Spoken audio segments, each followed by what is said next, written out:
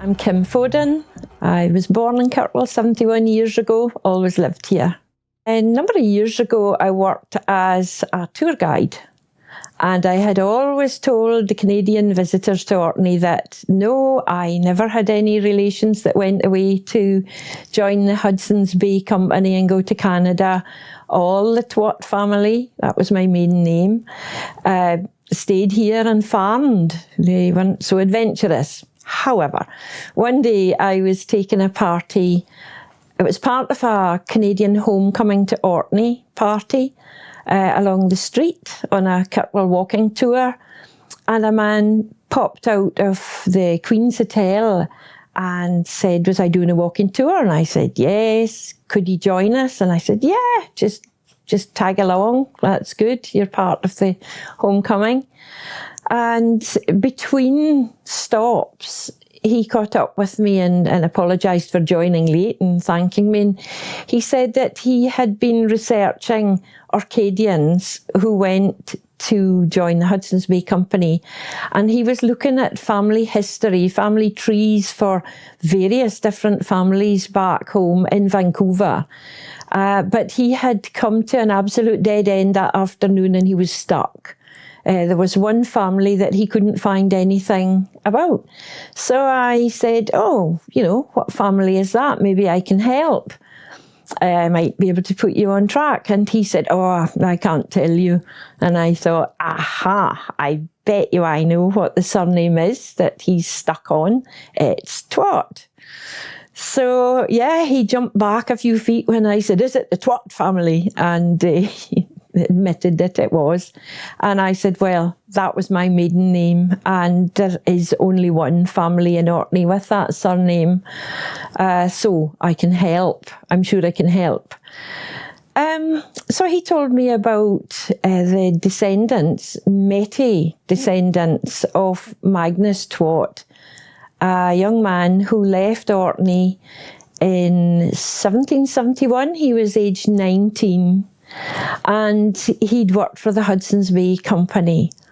And this was news to me. This was amazing, wonderful. I promised I would send him everything I had on the family here in Orkney, which I did. And then I really got interested in this Magnus Twatt and discovered who he was in relation to myself. So he would have been like an uncle 7 or 8 generations back. And then I thought, I want to really learn more about what he did in Canada, because I didn't really know an awful lot about what these young people did. And I sent to the Hudson's Bay Archives in Winnipeg, and they sent me the outline of his life, where he'd been, what he'd been paid for the first 6 years he was there, and how it went up, and how his job description changed over the years from being a labourer to being, in the end, a trader and head of a house or one of these trading posts. And it just ate away at me all the more. And eventually I arranged with the archives here in Kirkwall to have the archives in Winnipeg send microfilm across with all the journals from the Hudson's Bay Company. And in that, because he had such an unusual surname, I could really trace his life for 30 years through that company. It was amazing. It really got under my skin. He went from being a labourer, worked his way up, canoe builder. He would build snowshoes, make snowshoes. He made pemmican. He did things that were, what the native people in Canada did. And obviously he was being taught how to do this. He wouldn't have had these skills when he left Orkney. He left a little croft in Orford, and him and his 2 sisters lived there with their parents. It would have been a hard life. And like so many of the young men had to go away. So he obviously was being taught by the native people. Reading the journals too, I could see how he was very loyal and how hardworking he was. Some of the people on the different posts that he worked for wrote that, you know, he'd hurt his ankle and he'd hurt his wrist, but he kept on working. He'd been in a canoe with others going inland, trying to go further and further west and trade with more of the Indian people. He saw some awful things. The canoes were upset and people were lost. There was terrible smallpox raging in the area, and almost half of the Cree in some areas died from the smallpox. And one of the things he was asked to do was to go out and find the people and find the furs that they were bringing to the post, even if the people were dead. And that must have been just awful. He must have noticed the temperature swings, you know, from -30 in the winter to plus whatever in the summer. And mosquitoes, things that he wouldn't have been used to at all. Reading the journals then, I began to read a wee bit between the lines. I realised that he had been helped by the native people. And then I read pieces that, you know, Magnus Twatt has gone into the bush for 15 days to get a new axe head from the French company. And I thought, 15 days? That's rather a long time. Anyway, he announced in one part of the journals that he wanted to come back to Orkney, but they offered him more money. I think it was £10 per annum he was to get if he would go inland and continue to work. And I think it went up to £15 per annum. But in 1795, he did come back to Orkney. And while he was in Orkney, he put together his will. He returned back to Canada in 1796, so he was just home for a year. He left his mother £10 a year to come out of the money, which was held in London. He never was paid in any form of cash in Canada. It was all on paper. It was all in London, just what he'd earned. So his mother was to get £10 a year, and when she passed away, it was to go to his sisters, £5 each a year. But he also left instructions for a school to be built in his parish, and that was Kirbister in Orfer, was the township. And there is today a building still where Magnus Twatt's school was built. It was used from, I think it was 1801 until the Scottish Education Act came into force, and a school was built in Orfer, I think 1870s, can't remember. So it was used, and on the end of the building was a poorhouse for anybody in the parish that needed help. His will also paid for a master to be provided at this school. So he went away back to Canada. I read with great surprise in the journals that Magnus Twatt's wife and 2 sons had arrived at the post and announced that he was very ill. They could do nothing else for him. He was paralysed. And they gave the master of the post his watch. Now, it wouldn't have been his watch. He wouldn't have owned a watch. It would have belonged, I think, to the Hudson's Bay Company. So they were returning that with the news that he was dying. The governor sent out 2 people to go with the wife and boys, but he was too late. It was too late. He had been buried by First Nations people. That was a huge surprise to me in the journals.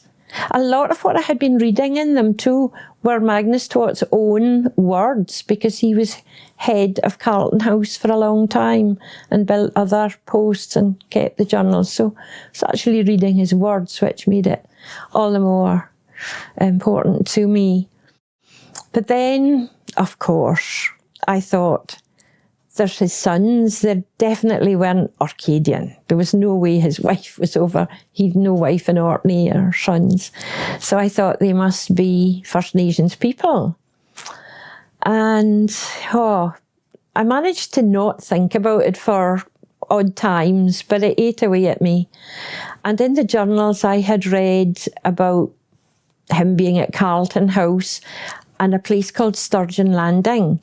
And I went online and I discovered the fax number or fax address for Sturgeon Lake First Nation, Cree people, and also Cumberland House and Carlton House.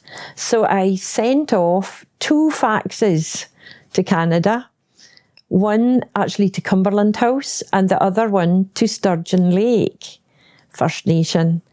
And nothing happened for a few weeks. And then I had an email back from Sturgeon Lake First Nation saying I had found my relations. I couldn't believe it. I really couldn't. They had advisors, kind of legal advisors. The First Nations people weren't to go into archives and delve into things, not really allowed to. So they had this advisor contact me and would have explained to me for the first time that his family, his wife, would have been a First Nations person and the children would have been brought up as Cree. No two ways about it. Nothing about being half-caste or anything. They were Cree. Magnus's grandson was the head of the family, this Cree family, an extended family, or a band, in other words. And he was one of 9 chiefs who, in 1876, met with the Queen's Commissioners to draw up the treaties, and in his case, Treaty 6. This actually signed away 120,000 square miles of land in exchange for 5 square miles per band member, which, as the band grew over the years and years, was nothing. Wasn't enough. They signed a treaty which gave them a medicine chest, which today would equate to medical help. So it's one of the better treaties, really. It was to be adhered to as long as the grass grew, the river flowed and the sun shone. And the First Nations people, well, certainly at Sturgeon Lake, stuck to that. It was called the William Twatt Band, but in the 1930s they changed to Sturgeon Lake First Nation because of the name. The name that helped me to find all this, but which they had to kind of discard for Sturgeon Lake First Nation. Alexander Dietz, the man who worked for Sturgeon Lake First Nation, really filled me in with a lot of background knowledge. And unbeknown to me, for a certain birthday, my husband had given me a trip to Canada to try to trace Magnus Twatt's footsteps and to go, well, from Winnipeg in our case, but to go west and along the Saskatchewan River and try to find the places he lived and just get an idea of his life. But in the meantime, I had found my family and I had to tell them that I would be in Canada. And I was invited to meet the chief and the council in a cafe, I think it was, in Prince Albert in Saskatchewan. And I met them, but I think they were very much vetting me. They didn't want any hidden agenda. I was just a housewife who was interested in my family. I wasn't working for any university or anything. I just really wanted to know about the lifestyle and what had happened to people in the intervening 200 years. It was quite a bit of history to catch up on. And these were wonderful people. they introduced me to my would-be 7th cousin, Harold Kingfisher, who was one of 5 children who had been taken away from the reserve and put in residential school and everything. Terrible things that happened to them. But that family came out of it really quite well. They'd been told that education was the key. It's what Magnus was doing when he had his school built. That he knew to get on, they had to learn to read and write and be educated. And that family in Canada still felt the same way. That my cousin's mother knew that they were descended from somebody from Scotland, and they didn't believe her at all. They said, no, we're Cree. And she'd said, someday somebody will come looking for you. They will come looking for you. And I did. But 3 months after that lady died. So it was so sad. But I met all her children. There was Harold, who was the chief, actually, for about 25 years. Yvonne and Carol, who had both gone to university. Carol worked endlessly for the education of the First Nations people and lobbied over in London on a couple of occasions when she wanted the British government and the Canadian government not to forget the terms of the treaties and, to adhere to that. And she did succeed. Her and her husband Saul set up, or helped to set up, a college which is now the First Nations University of Canada. And she was awarded 2 big awards by the Canadian government. She didn't want to accept them, but her elders told her, for the First Nations people, you must do that. Yvonne worked for, I think it's called Indian Affairs, sort of government outfit, but she wanted to do it because she wanted what was best for her people, and she thought the way to do that was to be working there and going out and helping people in the reserves. That's what she did. Harvey and Roy worked on the reserve. Harvey was a farmer. However, that was made very difficult for him. There was rapeseed on all the land when I was there. Because the Canadian government had decided that any cattle reared on a reserve had to be branded and couldn't be sold until they were 3 years old. So by that time it wasn't viable and nobody would buy it. So they rented out the land in the end, and he was a bus driver. He was a bus driver on the reserve, and I was a bus driver over here at the same time. So that was source of great amusement. But such kind people. They would really literally, and they did, give the shirts off their back and moccasins off their feet. That happened. And just so kind, and I still keep in touch with them. In 2002, after I'd come back from my first visit over to Sturgeon Lake, I met Howie Firth from the Orkney Science Festival. And somehow he had heard I had been to visit First Nations people in Canada. I can't remember how he knew. But anyway, he did. And he asked me if I knew a man called Robert Ermine. Had I met him? And I said, oh, yes. He's one of the elders at Sturgeon Lake First Nations. He works really hard for the band. He said that so many years back, Robert had put together a dance troupe that had gone to, I think it was Estonia, and sort of shared the culture there. And he wondered if it would be possible to do anything again, similar. And would I get in touch with Robert Ermine again and my contacts there? In the meantime, however, I had persuaded Willie Ermine, his nephew. He works at the First Nations University in Canada, and he was educated in what we call a sort of Western university. He knows both cultures. He knew what would be asked of him, and he could work on these things.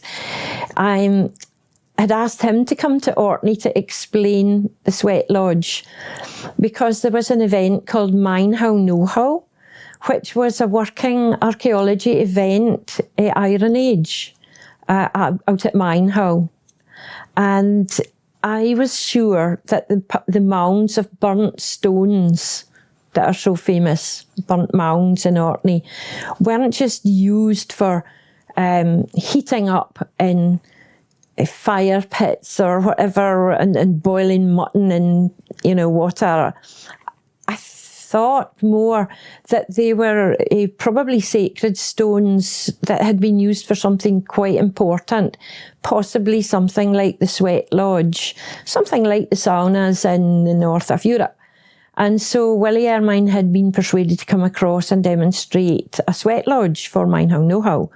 And this was his uncle. So we worked together, Willie Ermine and Robert and myself, with the idea that maybe a group could come across and we could explore the culture here in Orkney that the Orkney men had left behind when they'd gone to Canada, and they could share their culture with us here in Orkney.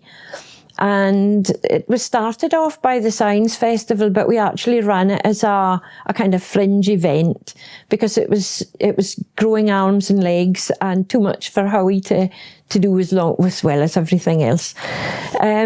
Sturgeon Lake put together a group of dancers, drummers and storytellers, and the First Nations University took along their own film crew and researchers. So altogether there were 21 people coming over for a week or nearly 10 days. And we put on a big concert in Picky Centre, or concert. It's not really fair to call it a concert.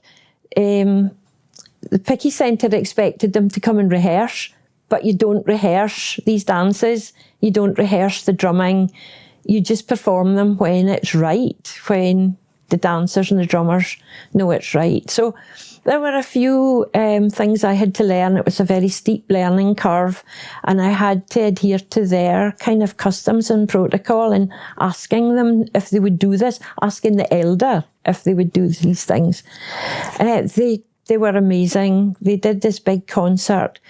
They danced and drummed and sang and told stories in the Tankernas House Gardens one beautiful Saturday afternoon in the full regalia.